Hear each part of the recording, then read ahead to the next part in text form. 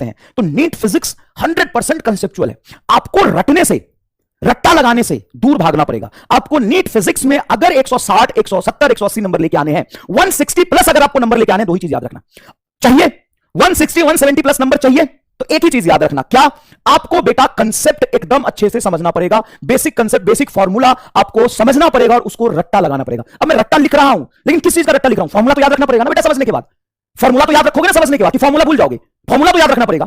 तो भाई इस बार नीट का पेपर देखो, इससे पहले नीट का पेपर देखो, उससे पहले नीट का पेपर देखो, 70 से 80% सवाल डायरेक्ट फॉर्मूला पे आता है। 70 से 80% सवाल डायरेक्ट फॉर्मूला पे आता है। तो सबसे पहली बात, आपको बेसिक कंसेप्ट एकदम फील करना पड़ेगा भाई, एकदम जान लगा के, विजुअलाइज करा के बेसिक कंसेप्ट समझाऊंगा और फील कराऊंगा। उसके बाद फॉर्मूला आपको प्रैक्टिस करना पड़ेगा हर बार। जब भी फिजिक्स की क्लास खत्म हो जाए, तुमको एक कॉपी लेना है। फिजिक्स की क्लास खत्म होते ही तुमको एक कॉपी उठाना है। कॉपी में ये प्लेन पेज लेना है, लेक्चर बंद करना है और इस पेज पे लिखना है कि आज इक्वेशन ऑफ मोशन में कांस्टेंट एक्सीलरेशन का केस समझाया था सर ने, ये स्पेशल केस समझाया था, ये यहां लगेगा, ये यहां नहीं लगेगा, आपको खुद लिखना है। बेटा ये बहुत बड़ा काम है, रॉकेट साइंस है कि बहुत इजी है? ये तुम कर पाओगे? हां या ना में जवाब दो। क्या तुम ये काम कर पाओगे? जो भी मैं क्लास में पढ़ा रहा हूं, अगर तुम फुल कंसंट्रेशन से वो लेक्चर देखते हो, तो क्या लेक्चर के बाद एक ब्लैंक पेज लेके उसके फॉर्मूले, उसके लिमिटेशन, उसके बेसिक केस, कहां पे वैलिड है, कहां पे नहीं वैलिड है, क्या वो लिख सकते हो कि नहीं लिख सकते हो? बताओ, क्या वो लिख सकते हो कि नहीं लिख सकते हो? बताओ। पहले दिन तुमसे नहीं होगा, तुम्हारे आंखों के आगे अंधेरा छा जाएगा, जा आज क्या पढ़ाया था सर ने और याद ही नहीं आ रहा है। कोई बात नहीं, उस सिचुएशन में आप लेक्चर के नोट्स देख लो, अच्छा ये पढ़ाया था, फिर पीछे जाओ, फिर पीछे जाओ और पीछे जाके फिर रफ पेज पर लिखो। बेटा ये बहुत इंपॉर्टेंट है, मजाक नहीं कर रहा।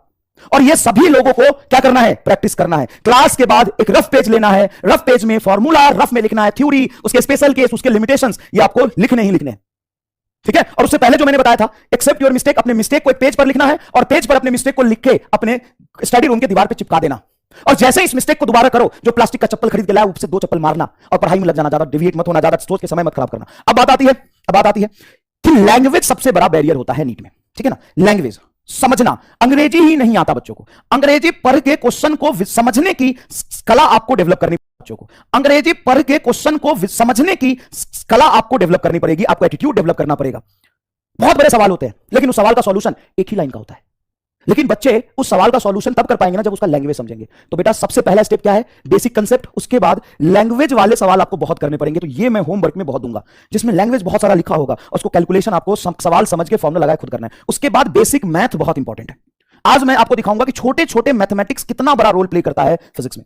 तो अगर आप बेसिक कंसेप्ट समझ गए, फॉर्मूला याद हो गया, अगर आप लैंग्वेज से डील करना सीख गए, अंग्रेजी के भिखारी तुम पहले ही हो। ईमानदारी से बताना, कितने लोगों को सवाल ही पढ़ के जल्दी समझ ही नहीं आता क्या कह रहा है? बताओ, कितने लोगों को सवाल पढ़ के ये समझ ही नहीं आता कि सवाल क्या कह रहा है? बहुत सारे ऐसे बच्चे होंगे। तो बेटा ये पहला स्टेप है जहां पे आपको लैंग्वेज को डिकोड करना आना चाहिए। लैंग्वेज को डिकोड जब करना सीख जाओगे ना बेटा, और ये कैसे होगा? अब देखो, अब अंग्रेजी का ट्यूशन तो तुम लगा नहीं सकते, अच्छा वैसे भी जनरल इंग्लिश तो तुम्हें सीखना नहीं है, तुम्हें सिर्फ ये सीखना है कि फिजिक्स के सवाल जो होते हैं बड़े बड़े लैंग्वेज वाले, उसको कैसे जल्दी समझे। अब ये कैसे ठीक होगा? तुम ही बताओ, तुम खुद सोच के बताओ कैसे ठीक होगा। बहुत सारे सवाल करके सर, बहुत सारे सवाल कहां से मिलेंगे? डीपीपी में। सर नहीं हुआ तो एमआर उसका सॉल्यूशन देगा। अब बताओ, जिस दिन तुम और मैं करूंगा फ्रेम, मैं नए नए सवाल बना के दूंगा, मैं खुद नए नए लैंग्वेज लिख के दूंगा, देखना तू डीपीपी में। अब जैसे फिजिक्स शुरू होगा ना, फिजिक्स में ऐसे बनेंगे, बेसिक कैलकुलेशन में, बेसिक मैथ में क्या बनेगा, वेक्टर में खूब सारे आधा पेज का सवाल लिख के दूंगा, आधा पेज का। उसको पढ़ के समझने में तुमको टाइम लगे, और जब टाइम लगा के समझ जाओगे एक बार, और ये भी सीखने में समय लगेगा, जब इसकी आदत पड़ जाएगी ना कि अच्छे अच्छे सवाल को डिकोड करना सीख जाओगे ना बड़े बड़े लेंथी लैंग्वेज में, तो भाई सब मजा आ जाएगा। उसके बाद बेसिक कैलकुलेशन के लिए बेटा डिटेल में 9 से 10 लेक्चर में मैं बेसिक मैथ पढ़ाऊंगा। और सुनो, बेसिक मैथ ऐसे पढ़ाऊंगा कि हर बेसिक मैथ का फिजिक्स में कहां पे एप्लीकेशन है वो दिखाऊंगा। ऐसा नहीं कि कुछ भी पढ़ा रहा हूं मैं, हर बेसिक मैथमेटिक्स को पढ़ाने के बाद फिजिक्स से रिलेट करके आपको मैं दिखाऊंगा, ठीक है? उसके बाद बेटा एक सोच, जरूरी नहीं है सीखना। कई बच्चे कहते हैं सर याद नहीं रहता, बेसिक कैलकुलेशन और बेसिक कंसेप्ट काम आता है, यहां तक बताया ना। बेसिक फॉर्मूला बताऊंगा, बेसिक कंसेप्ट बताऊंगा, लैंग्वेज से डील करना सिखाऊंगा, कैलकुलेशन से सवाल करना सिखाऊंगा, और ये उसके ऊपर की सोच एमआर स्टार। हालांकि आज ये फैशन हो गया आजकल, किसी को भी लगता है कि ये फेमस होने का तरीका नहीं यार, बच्चे इसलिए पसंद करते हैं कि उनको हम कंसेप्ट बहुत अच्छा सिखाते हैं, उसको सवाल बहुत अच्छे तरीके से सिंपल बेसिक स्टेप सॉल्व करके उसको अच्छे से दिखाते हैं। कोई भी आता है अपने नाम के आगे लगा लेता है, कह रहा है कि मैं ये बताऊंगा डैश स्टार। अरे भाई ये डैश स्टार कुछ नहीं होता, डैश स्टार जैसी कोई चीज नहीं होती। बच्चों को फिजिक्स समझाना आना चाहिए।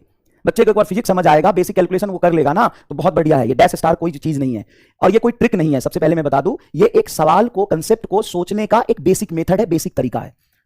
डीप में का एक बेसिक मेथड है, बेसिक तरीका है डीप में एनालाइज करने का। यहां तक तो हम डीप में एनालाइज कर ही लेते हैं, लेकिन इसके बाद और कैसे डीप में एनालाइज कर सकते हैं और किस अलग अलग मेथड से सवाल सॉल्व कर सकते हैं, उसका मैं ये कंसेप्ट सिखाऊंगा। क्योंकि बेटा 21 लाख बच्चों में से सिर्फ 10 लाख बच्चा वही सेलेक्ट होगा जिसको बेसिक कंसेप्ट फॉर्मूला के साथ साथ सवाल को सॉल्व करने का अच्छा मेथड आएगा और कैलकुलेशन फास्ट होगा। कैलकुलेशन फास्ट होना जरूरी है, उसके बाद उसको एमआर स्टार भी आएगा। साम दाम दंड वेद सब कुछ जरूरी है, साम दाम दंड वेद। अगर आपको लगता है कि नहीं ये चीज मुझे याद नहीं रहता, ये नहीं सीखना है, ये मैं फील नहीं कर पा रहा, तो यहां तक ही सिलेक्शन हो जाएगा तुम्हारा, कोई दिक्कत नहीं है। लेकिन बेटा ये कंपटीशन है, इसमें हर तरह के ट्रिक और चीजें आपको एक सोच अपने अंदर डेवलप करना पड़ेगा। समझ गए? समझ गए? चलिए, हाँ, अपने नाम के आगे स्टार लगाने से कुछ नहीं होता। चलो आगे बढ़ते हैं। मैंने तो बस